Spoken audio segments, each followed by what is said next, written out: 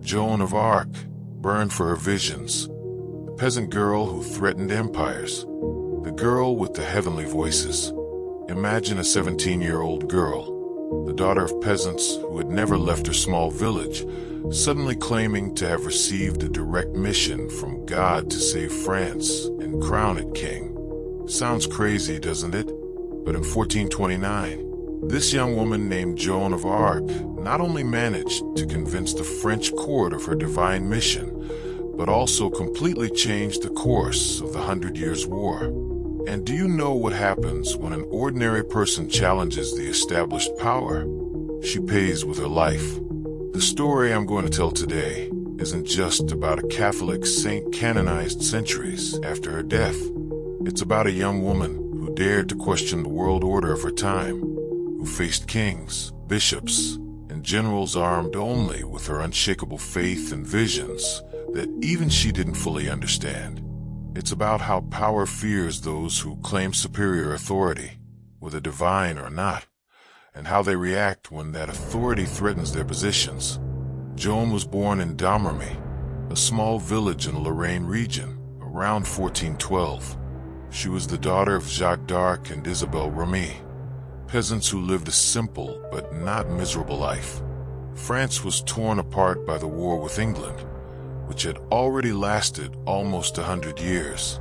The country was divided, with part of the territory under English control and part under the control of the Armagnacs, supporters of the Dauphin Charles, the rightful heir to the French throne. The maiden's first visions. At the age of 13, Joan began reporting extraordinary experiences.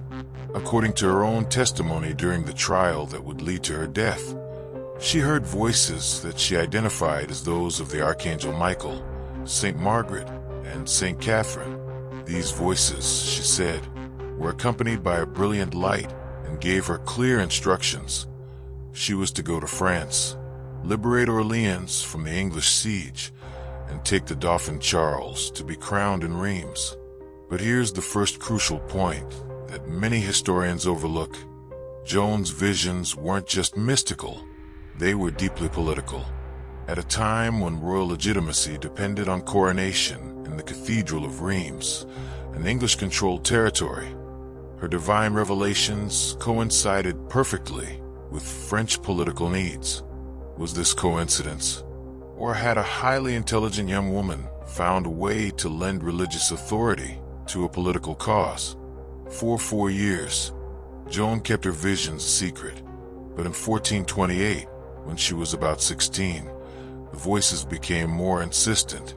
They told her that time was running out, that France would be in terrible danger if she didn't act soon. The siege of Orléans had begun, and the city was the last French stronghold on the Loire. If it fell, the path to the heart of France would be open to the English.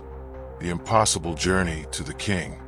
What happened next defies all military or political logic of the time.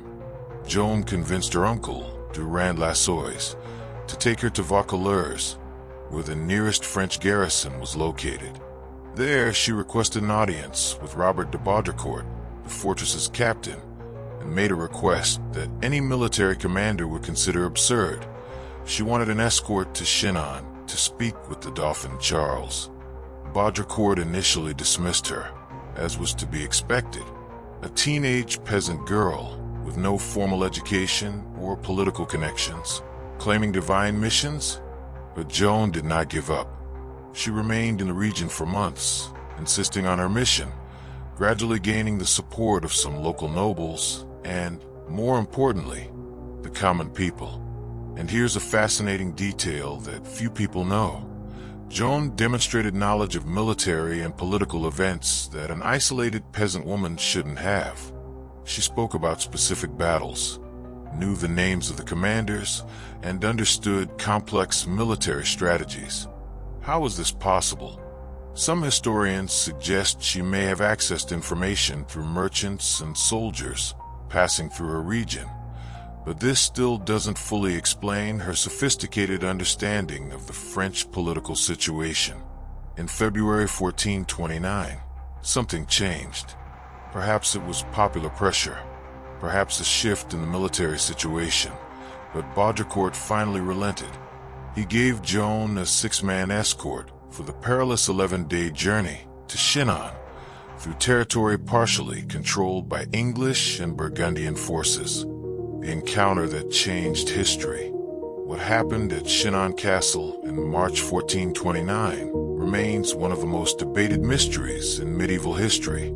According to chronicles of the time, the suspicious Dauphin Charles decided to test Joan. He disguised himself among the courtiers, while another nobleman occupied the throne. But Joan, who had never seen Charles before, walked directly to him and knelt, saying, "Gentle Dauphin, I am Joan the Maiden, and the King of Heaven sends me to tell you that you will be consecrated and crowned in the city of Reims."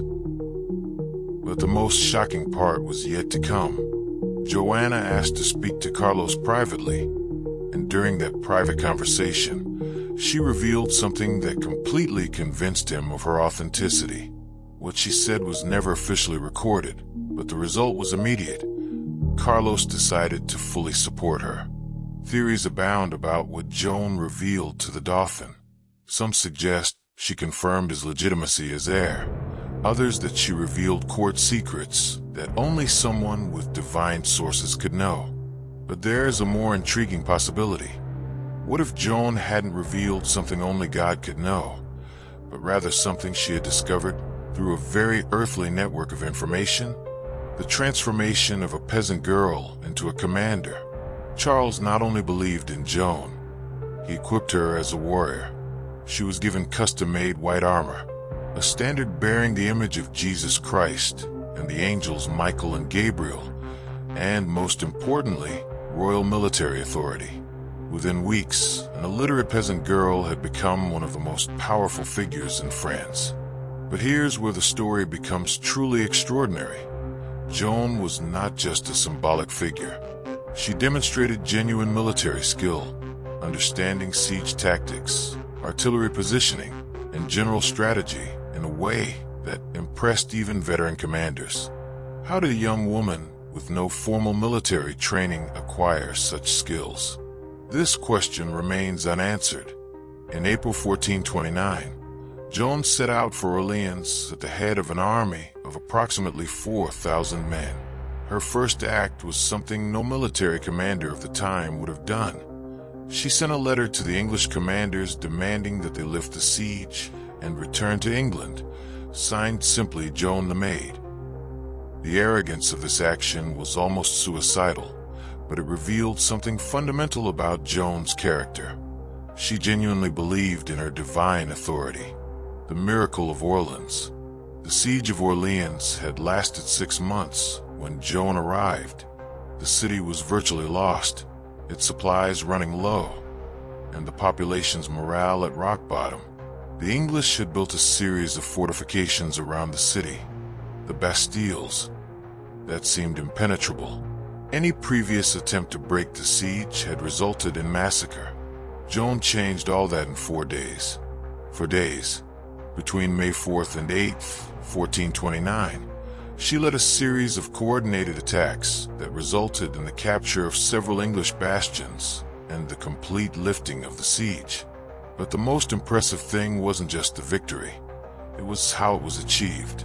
Joan not only motivated the French troops with her presence and proclamations of divine mission, she also implemented innovative military tactics.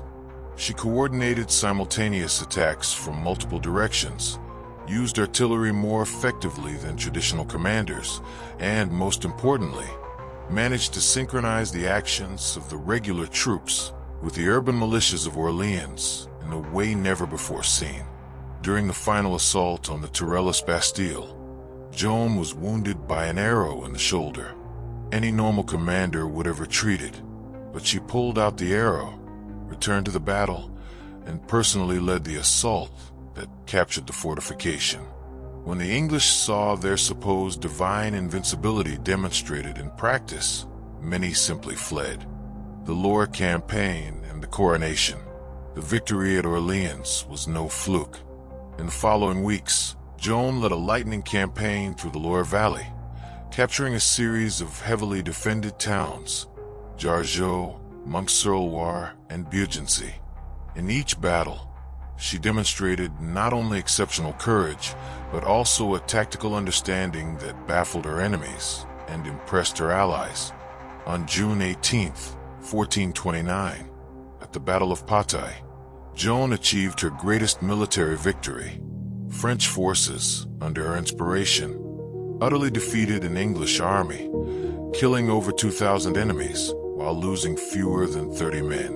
It was a military reversal so complete that it fundamentally changed the balance of the 100 Years' War. But Joan wasn't just interested in military victories. Her mission, as she constantly repeated, was to bring the Dauphin Charles to be crowned in Reims. And in July 1429, she achieved just that. The March on Reims was as much a political triumph as a military one. City after city surrendered without a fight as Joan's army approached. Her reputation for divine invincibility had spread throughout France. On July 17, 1429, Charles VII was crowned in Reims Cathedral, with Joan standing at his side, holding his standard. It was the height of her power and influence. A 17-year-old peasant girl had achieved something that the most experienced French diplomats and generals had failed to achieve in decades of war. The beginning of the fall.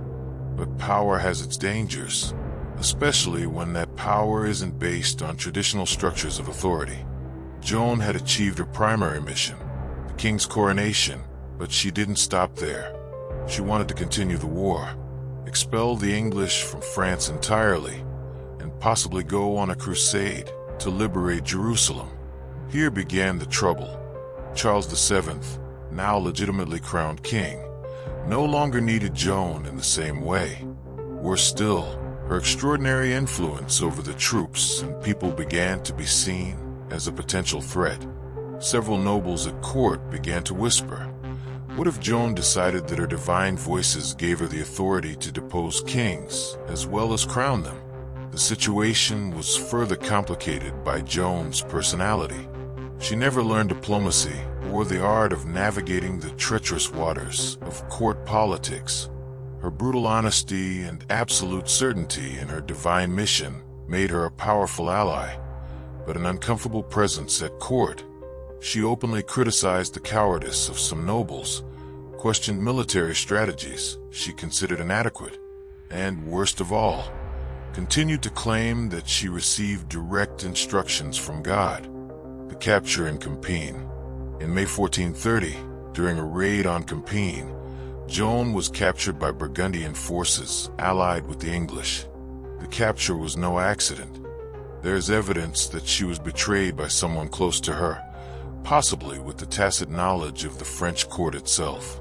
Charles VII, whom Joan had crowned king, made no serious effort to rescue her or negotiate her release. This brings us to one of the most painful aspects of Joan's story. She was abandoned by those she had saved, the king she crowned, the nobles whose position she had secured, the soldiers she had led to victory. All stood silent as she was sold to the English for £10,000, a fortune at the time. The English weren't just interested in eliminating a military enemy. They needed to destroy Joan's legend. If she truly possessed divine powers, as her extraordinary victory suggested, then her capture and death should prove her a witch, a heretic, a servant of the devil. It was a propaganda war as much as an execution. The trial, politics disguised as religion. The trial of Joan of Arc, which began in January 1431 in Rouen, was a judicial farce from the start, but an extremely sophisticated one. The English could not simply execute her as a prisoner of war. That would only confirm her heroic status. Instead, they convened an ecclesiastical tribunal presided over by Pierre Cauchon, Bishop of Beauvais, who had his own political reasons for wanting Joan dead. The trial lasted 4 months and revealed fascinating aspects of Joanna's personality. Even as a prisoner, facing hostile judges and the constant threat of torture and death, She maintained her dignity and conviction. Her responses to complex theological questions demonstrated an intelligence and spiritual understanding that impressed even her enemies. When asked if she was in a state of grace, Joan gave an answer that is still studied by theologians. "If I am not, may God put me there. If I am, may God keep me there." It was a theologically perfect answer that avoided the trap implicit in the question. How could an illiterate peasant woman possess such theological sophistication? Throughout her trial, Joan maintained her story. She had received divine missions through the voices of saints, had fulfilled these missions by saving Orléans and crowning the king, and continued to hear their voices even in prison. She consistently refused to deny her spiritual experiences, even when it meant certain death. The condemnation and the bonfire. On May 24th, 1431, under threat of immediate execution, Joan finally signed a partial confession, denying her voices and admitting to having worn men's clothing against the church's precepts. Her death sentence was commuted to life imprisonment, but 3 days later, she recanted. She told the guards that her voices had returned and that it had been wrong to deny them. This change sealed her fate. On May 30th, 1431, at the age of 19, Joan of Arc was burned alive in the market square of Rouen. Her last words, according to witnesses, were "Jesus," repeated over and over as the flames rose around her. But even in death, Joan continued to defy her executioners. The English executioner, Geoffrey Therridge, later declared that he had never seen anyone die with such dignity and courage. He said he had to use 3 times as much wood as normal to completely reduce her body to ash, as if something within her refused to be destroyed. The legacy that threatened empires. Joan's death did not end her influence. In fact, it expanded it. 25 years later, Charles VII ordered an investigation into her trial, which resulted in the overturning of her conviction. 5 centuries later, she was canonized by the Catholic Church, but her true legacy goes far beyond religious recognition. Joan of Arc represented something that haunted the ruling elites of her time and continues to haunt them today. The idea that an ordinary person, armed only with conviction and courage, can challenge and defeat the most established power structures. She proved that traditional authority, noble birth, formal education, political connections can be overcome by something more powerful, absolute belief in a just cause. Her example inspired national liberation movements throughout Europe and beyond. When colonized peoples sought symbols of resistance against powerful empires, they found in Joan a perfect role model. A young peasant girl who had confronted and defeated the most powerful empire of her time became a universal icon of resistance against oppression. The lingering question. But this brings us to the final, most important question of all. Were Joan's visions real? Did she truly hear divine voices? Or was she an exceptionally intelligent and courageous young woman who found a way to give supernatural authority to her own political and military intuitions? The answer may not matter as much as we think. What matters is that Joan of Arc demonstrated something fundamental about human nature, that sometimes a single person, driven by an unshakable conviction, can change the course of history, that the most powerful empires, the best equipped armies, the most established political structures can be toppled by someone who absolutely refuses to accept that things should remain as they are. And perhaps that's precisely why she had to die. Not because she was a witch or a heretic, but because she represented the most dangerous idea of all for any system of power, that ultimate authority comes not from birth, wealth, or social position, but from something much deeper and beyond human control. Joan of Arc was burned for her visions, but those visions, real or imagined, continue to burn in the human imagination 5 centuries later. And as long as there are people willing to believe they can change the world,